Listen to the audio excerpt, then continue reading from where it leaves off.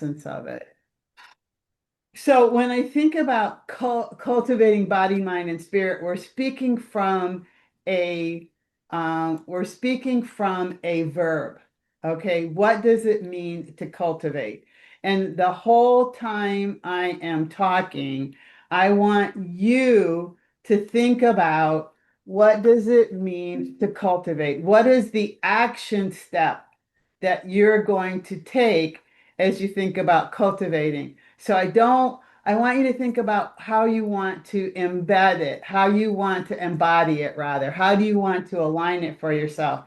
Because what I'm going to share isn't new.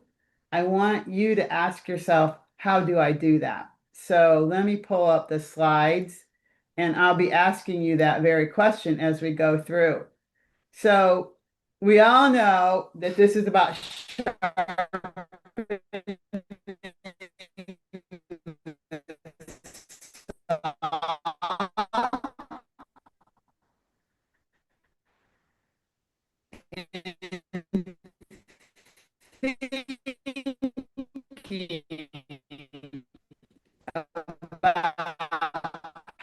how we cultivate, how does it fit for you, how does it fit into your coaching, and what does it look like going forward in 2026? I will back up just a moment here. Cultivating, I don't know if we've got too many clouds or what's going on here, but sorry about that. I will stop when it starts breaking up. Um, Cultivating body, mind, and spirit is the seventh pathway of my book, Sustaining Impact. It is also the pathway that we talk about for alignment. And what that means is that what happens is that what we found in when I was researching sustaining impact is that we're good with awareness. It's kind of a knowing doing gap. We're good with what we know, we're just not doing. Okay. And then once we do it long enough, it becomes alignment and we do it without thinking about it. But this pathway is something we miss. We forget that our bodies have to take us into the doing, that our mind has to take us into the doing, and that our spirit, which is our passion and our purpose, has to be part of the doing. And that's why it's the seventh pathway. So let's talk. I want you to think about what it is and what it means, and what does it mean to you? Okay. So when we think about the body is a source of knowing, do you think about that? Do you think about that your body knows? Like your body knows when it's tired. Your body knows when it's not when it's working against a possibly a cold or disease. Okay, the body communicates to us, and the signals are there many times before we understand them. So, where are you in terms of listening to your body? And how are you aligned with your body? Because that's your internal compass. Our bodies have to take us where we're going. When we do the well-being work, part of the workbook and part of coaching, we talk about physical, emotional, mental, and spiritual. And we're going to talk a little bit about that today. So the body as infrastructure, what it is, it carries the energy, the attention, and the emotion. Our body has all of that. It signals safety, threat, alignment, or depletion, and it shapes how people show up before speaking. Our body shapes how people show up before speaking. Um, Good. Okay, we're good. What it means is the more we deplete our body, the less able we are to respond to what's going on. The less able we are to respond to the daily demands, the less able we are to respond to what we are, where we are going and what we need to do. Sustainable action begins with understanding our bodies. And so again, this isn't new information. I want you to be sitting with, how do I understand my body? What do I know about my body? And so now we'll get into some of the important pieces, which is rhythm. What is your rhythm? Biological cycles shape the energy, focus, and stamina. Rhythms are patterns, not habits. What are those rhythms in your body? Ignoring rhythms leads to fatigue.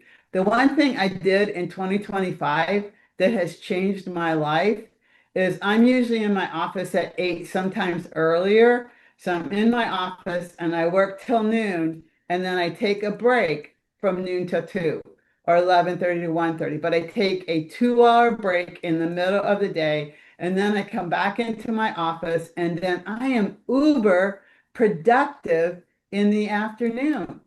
I used to just like be super tired when I would get to 2 o'clock and I just have to stop. But now I take a break. That's a rhythm.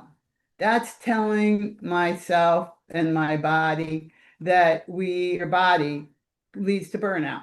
So, what is the rhythm? What is your pattern? What are your rhythms that you are building in to create a success story? Energy. Okay, that should fix it. My apologies. I should have checked it at first. Okay. So low energy affects decision quality. How the energy people have is broadcast coming into a meeting. So protecting our energy is an ethical behavior, and renewal helps us with aligned choices. So our energy, think of energy, whether you have, so let me ask you, right now, do you have 5 cents of energy? Do you have 10 cents of energy? For you in South Africa, I'm sorry, I'm speaking in American terms. Okay, do you have a rand of energy? That's the only thing I know. I don't know the rest of your currency. But how many rands of energy do you have? And what would help you have more rands? What would help you have more cents? What would help you have more dollars? So building your energy matters when we think about the body. Movement matters. It's so funny when we talk about ways to recover is to go walk around the block. That resets our energy. What are the things you do to reset your energy in terms of emotional regulation? Movement resets the whole system. So how are you at resetting your system? It creates flow. Even deep breathing resets the system. So where are you in that space with your body? And then we get into nourishment. And I am not the health police, despite having 2 degrees in health. I'm not the health police, but we have to tell the truth about nutrition and how it affects us. It affects blood sugar and hydration, affect how our body responds. Nourishment is a system, not a single meal. So what are you doing when you feed your body? What does that look like? How do you take care of your body? How do you tell your body that it matters? Physiology shapes how we lead. Inadequate nourishment raises irritability. We all know this because we get hangry when we need food. So, how can we lead when we're hangry? And how can we coach when we're hangry? What we consume shapes how we coach and lead, and nourished people think and relate more effectively. And so, one of the things I liked about the program that we were in was that, they had a message about eating light and often, but keeping your blood sugar up, blood glucose levels up is really important so that you have the energy you need to be present as a leader and a coach. Stress. Stress is physiological. It's caused by the fight, flight, or freeze, rather the fight, flight, or freeze syndrome, which we've talked about a lot, the sympathetic nervous system, PEA, NEA. When we are in a stress response, our amygdala goes big, our hippocampus shrinks, and makes it hard for us to be responsive. And so we have to find ways to recover. Just like I said earlier, walking resets the system. How do you reset your system? What are the normal biological things you do to help give yourself recovery? Do you move away from it? Do you stay in it and breathe? What do you do? Productivity is not pace. Recovery protects perspective. And we have to learn ways to restore, and we have to teach the people within and coach. And then embodiment. So what does it mean to embody our bodies? What does it mean to get in our bodies? It's everything we've talked about. Are we aware of the somatic signals our body's telling us? Are we aware of the nourishment? Are we aware of the movement? Embodiment pulls it all together, mind, emotion, and physiology. It produces a grounded presence. I'm together, I'm in my body. It turns the body into a source of data. So what does that mean? Presence becomes more influential than authority. We can't be present when we're not in our body. Decisions feel internally coherent. I'm like, yes, I feel aligned. That's what's happening for me. And alignment becomes a lived practice. Remember, it's awareness. We're doing it. And now it's embodiment. It's what we do all the time with our bodies. We don't even think about, do I need to feed my body? I feed my body. Do I need to exercise my body? I exercise my body. Does my body need sleep? I give it to my body. Does my body need to recover? So now you're going to go into a breakout room and talk about this. What is a simple habit or practice that helps you feel more energized? What do you notice in your body when you're at your best? What is one small shift that helped you feel more grounded or focused at work? And what helps you recover when your energy drips? So I'm going to put those in the breakout. Let me make sure we're there. Okay, so what did you talk about? What are you aware of about your body now? Who wants to share? I see your names. I could, Okay, oh, Marianne, then Evie. So I was in a group with Dita, please correct me if I'm saying it wrong, and Joanne, and it was just great conversation because yes, we talked about the things that help us, like those simple processes, which are very in line. We make sure that we sleep, we make sure we get some kind of physical activity, and that's what keeps us energized and sustained throughout the day. But then we also kind of shared on the flip side, like the things that get in our way when we can't sleep. Like, well, I can't sleep because I can't turn off my mind, is what Fadita shared. And, I think we've all been there where it's like, okay, just stop, like we're tired. And then it's also that we talked about what burnout, like Joanne shared. I hope you guys don't mind that. Like he's like, I felt burnout before. So I asked him, like, well, what are the signals? Like when you know you're getting there again, like what did that look like? And he's like, well, I know now, like if I wake up and I'm like, oh, I don't have the energy to open up my laptop, like something's wrong. Like I need to take a break. I need to slow down. I need to make sure that I turn it off at a certain hour so I can rest better, just things like that. So I feel like what I really took away is we all know these signals and maybe we're just not stopping to pay attention to them enough to make sure like I know I'm not going to sleep well if I don't shut work off at this hour, right? Or I'm going to be more productive if I get up, shower, change my clothes, even if I'm working from home, things like that. So I think now it's just being more intentional about it. I love that. And that is so important because I'm living in the stages of awareness, activation, and alignment. And we're all aware of it. It's now what do we want to do after we talk about it with each other to activate it and to be in it. Evie. lower my hand before I forget.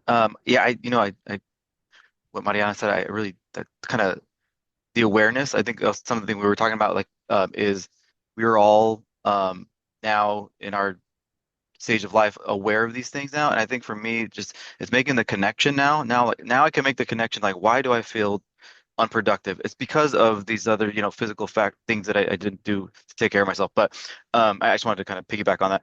But we had a really good conversation with Marcella, which she's 5 feet away from me, and Diana. We were talking. I think I kind of said at the end, the overarching theme with our conversation was there are some triggers in life that happened. And those are kind of some, wake up calls for folks to start getting serious about habits. And so one of the other things we kind of mentioned was the discipline, is having that discipline to follow through. And so Marcella, like she's like, she runs like the German trains. Like she every morning she's up at 5, to work out, regardless of how long it is. And then Diana shared that she was, recently, or I don't know how recently, but was on a weight loss journey, and she's lost a ton of weight. I was like, that's awesome. And just, but the what it took was being consistent and building those habits. And again, for me, that's one of the things so I wasn't as fortunate as them, where I'm aware now what I need to do, but it's just making myself do those things. And I just share that I need to get more sleep. And I think you know that about me, Dr. Peggy. I don't get enough sleep. And I'm aware of it. I just need to have the discipline to do it. And so that was our conversation. That's the hardest part, is the doing it. Some other group. What did you talk about? Remember, I can see your Hey, name. Peggy, I'll go. Yes. Hi. Good morning, everyone, or good afternoon. I was with both Gerard and Ina, and we talked. Common theme with all of us is exercise. Walking or running. We talked about how much energy plays a big part. So the physical, either walking or running, to just maybe take a break during the day to help refocus you or recenter you over the course of the day was really important for all of us. I'll share for myself, one of the major shifts I made in my own day for balance was I used to work a lot of hours. I was considered maybe a workaholic, and Maybe. so yeah, maybe but well enough, I'm a workaholic. So I I made this little shift of instead of working more hours, working less hours and being more productive, but then also taking a break in between to give myself a chance to recover, because every day is a marathon instead of a sprint. And it took me a long time to get out of that mode of thinking that I had to sprint through every day, to understanding that the marathon's more important, and knowing where you have to pace yourself and where you have to give yourself a chance to recover.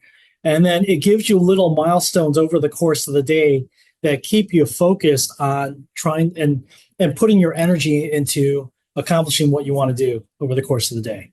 So Yes. to just eat at my desk, I now actually step out for lunch, maybe spend a few minutes out to give myself that chance to refresh my mind. Yes. Back in And the it's a afternoon. reset. I Yeah. want you to name it. It's a reset. We reset our bodies, we reset our energy, and we have to decide what we can do to reset. Marcella.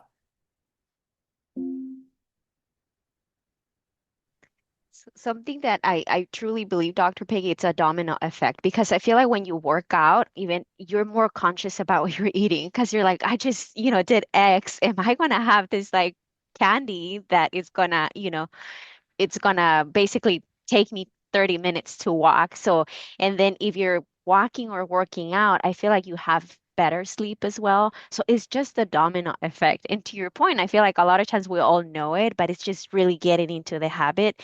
And I truly believe that, they always say that it takes 21 days to break a habit. And I think it takes a little bit longer than that. Or sometimes, like, I was sharing that it's hard for me to, and I've been doing it for like at least consistently 3 years, to get up at 5 in the morning, and it's still hard, and there's days that I'm like, oh, it's too cold today, but it's just consistency. I get you. I get up at 5 and I try to walk by 6 o'clock so I'm ready and back in my office at 8. But it was cold this morning. I actually had a winter coat on. Noel, I see snow. I'm so glad I'm not there. I'm complaining about 48 degrees. But the thing of it is you're all naming it. But what I want us to really name is the pattern.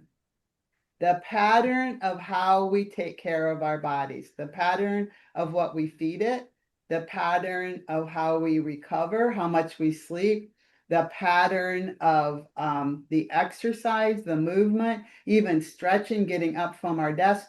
Those are all patterns.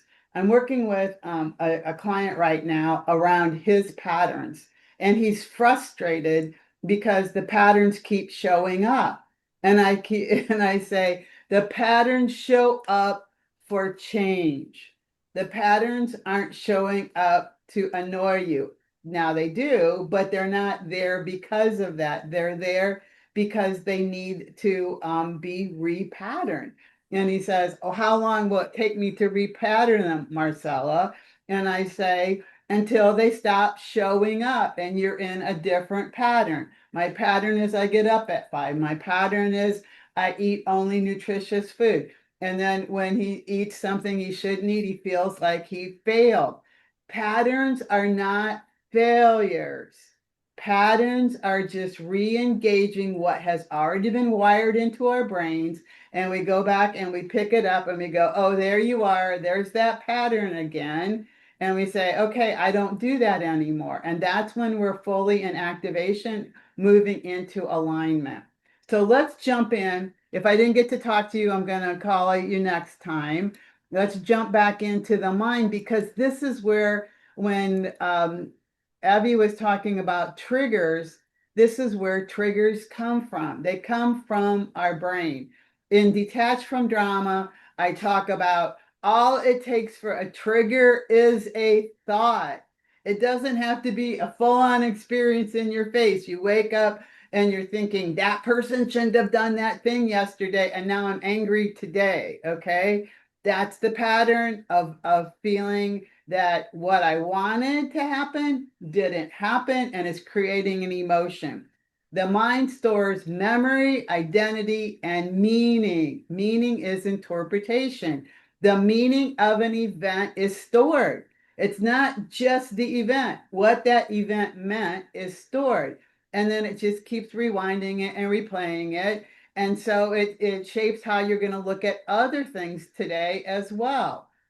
I'm going to talk about the second bullet. Mental clutter creates urgency, clarity creates alignment. So, where is the mental clutter, and where are the patterns of mental clutter? And what do we need to do to start releasing patterns?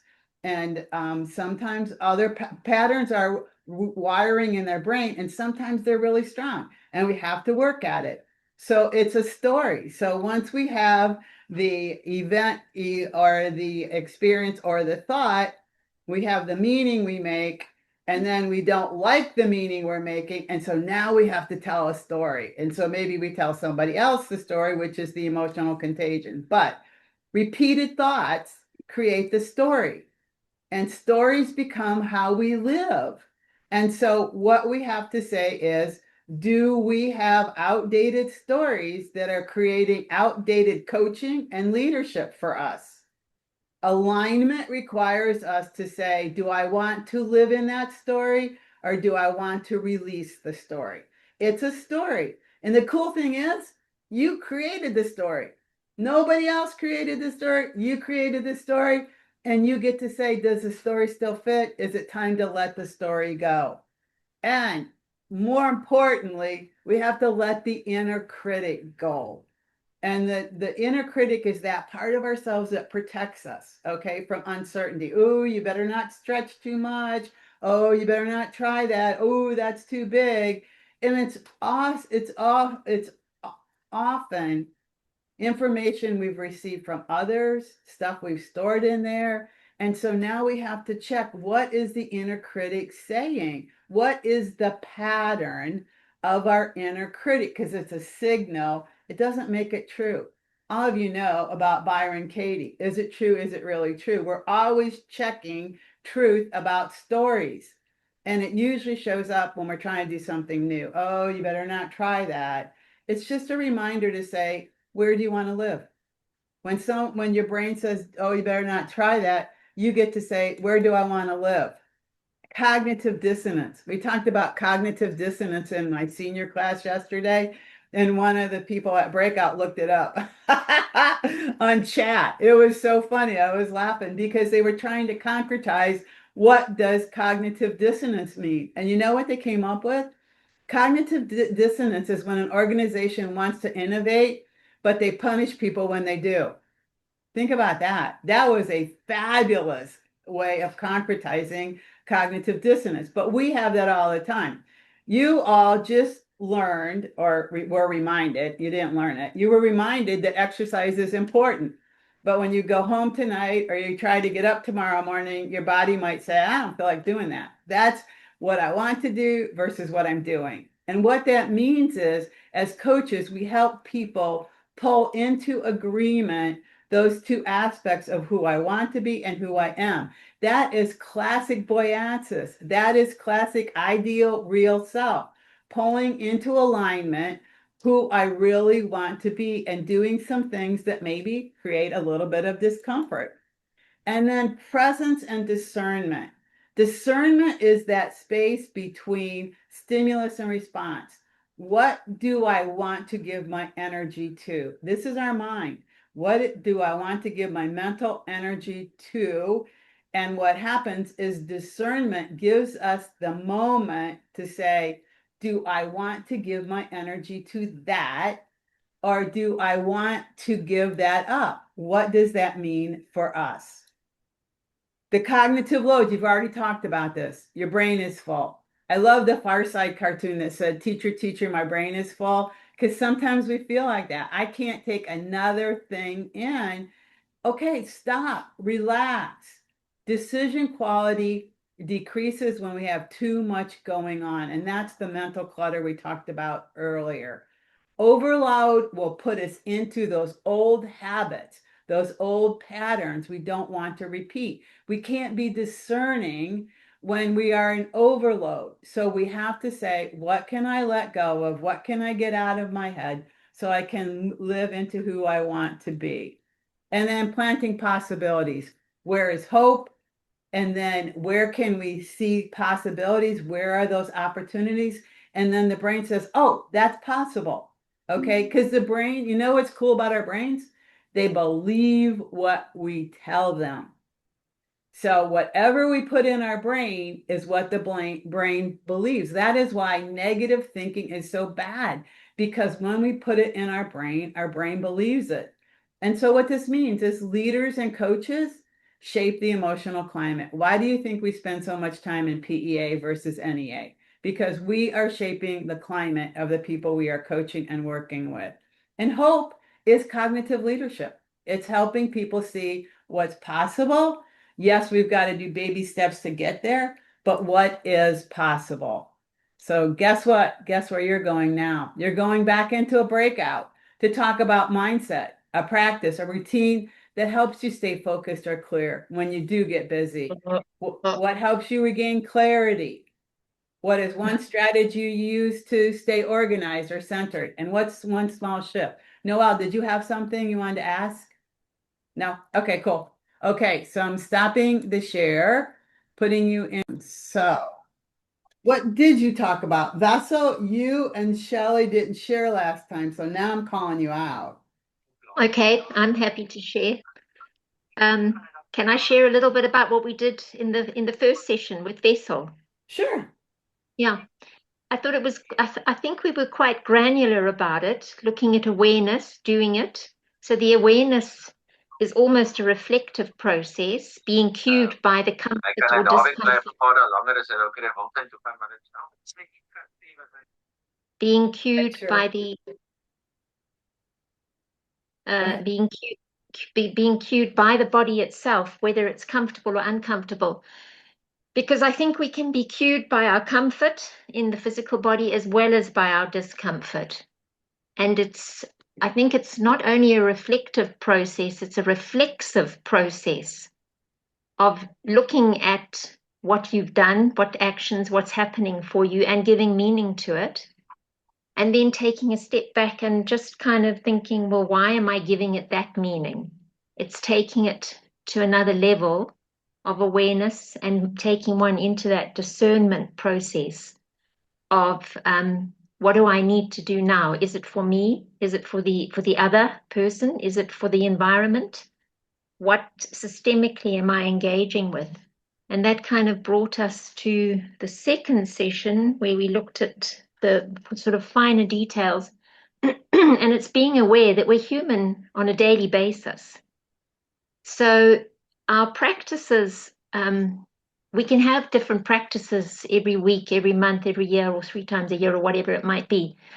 But I think to stay present and really intuit what's happening with the self, the engagement with the other, and within the environment, they need to be like little baby steps, maybe breathing, maybe going for a walk, maybe jumping on a rebounder, maybe just stretching, just anything to bring oneself back into the body, regardless of comfort or discomfort. And that kind of keeps one grounded. And that's sort of what we covered. I think being grounded on this planet at the moment can be quite a challenging exercise in some ways. Yes. So many distractions. Yeah. And so the cool thing is that we have tools that we can pull back in. And I love that part. Who else wants to share?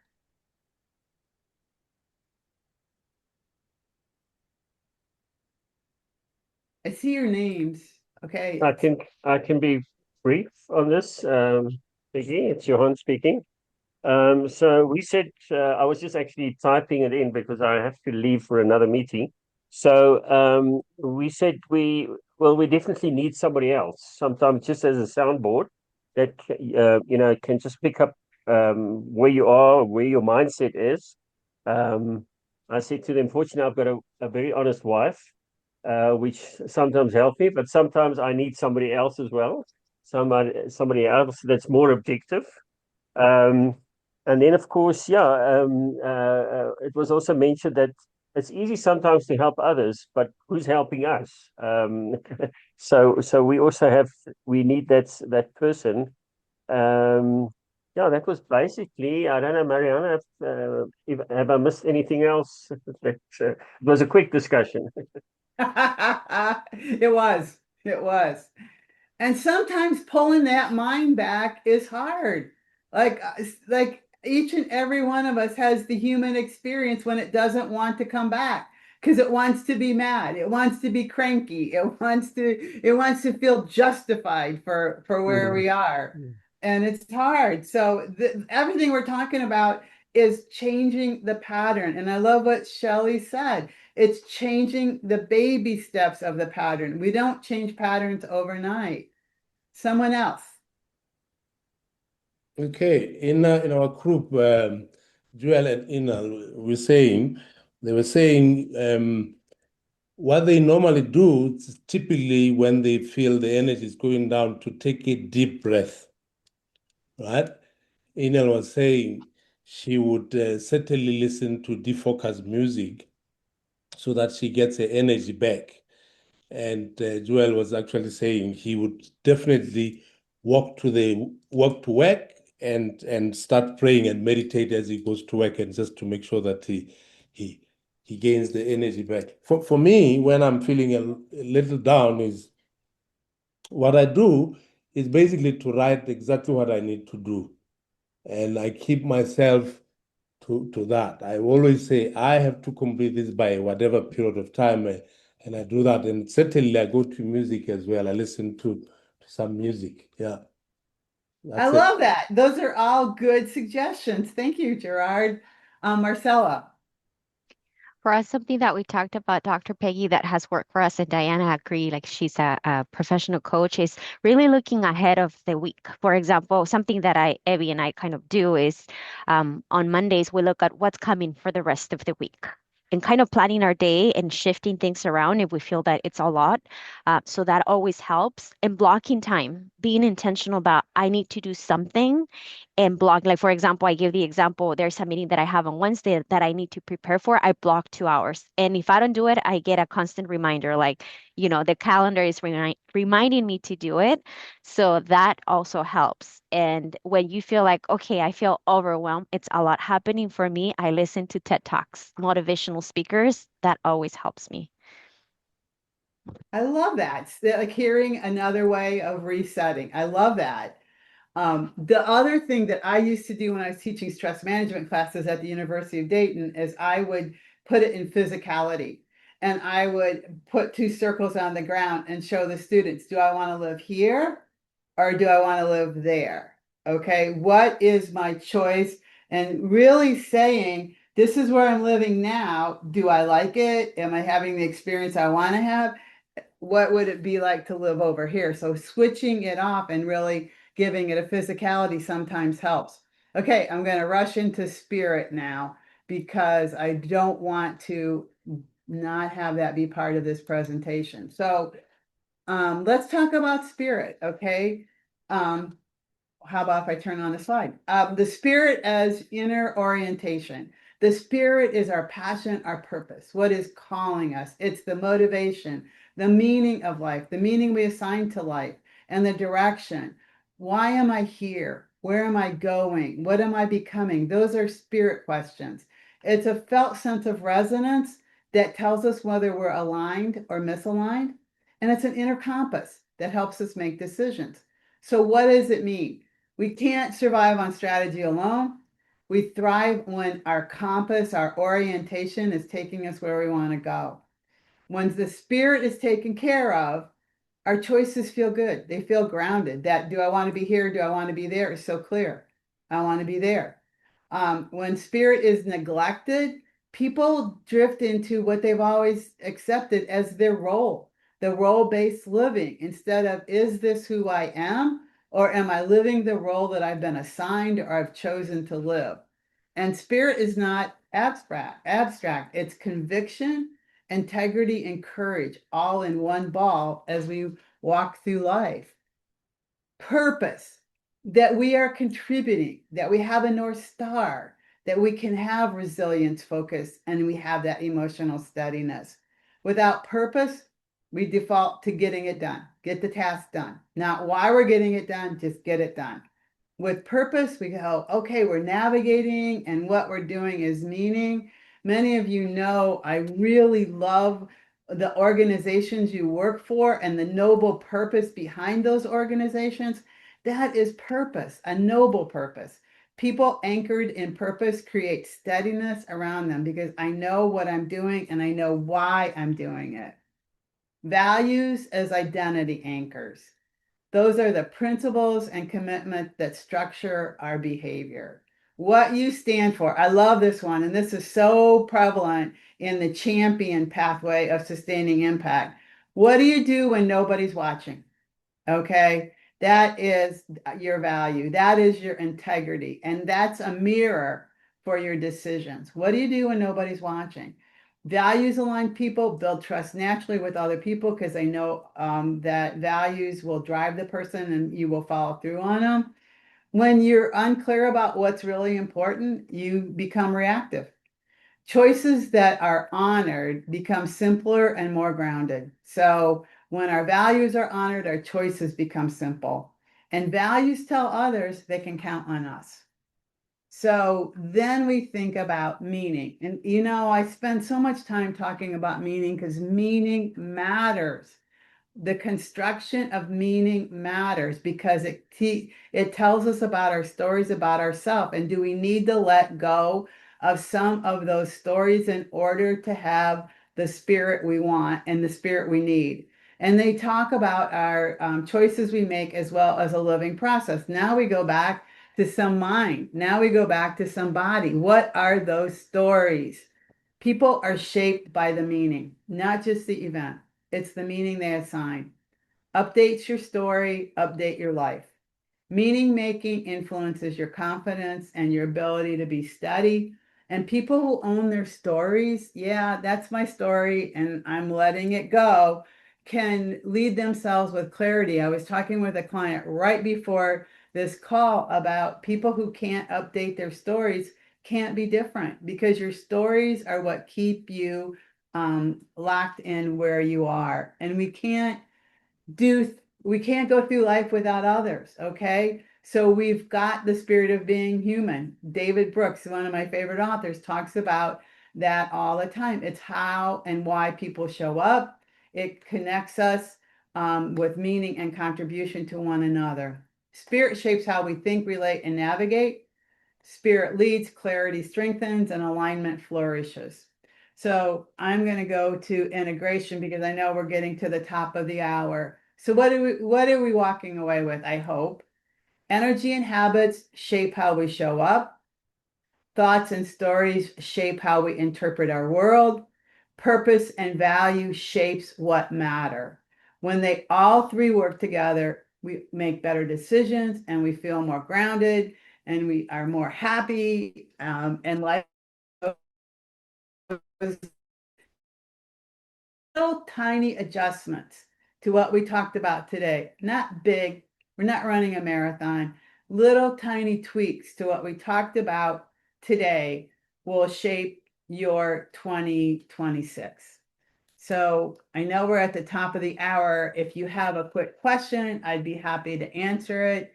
If not, thank you so much for attending today. I hope you're walking away with a tiny tweak. And I hope to see you back again next year. If I don't see you between now and the end of the year, have a happy holiday and have a fabulous 2026. Thank you all for joining us today. Same to you, Peg. Everyone. Thank you. Bye-bye.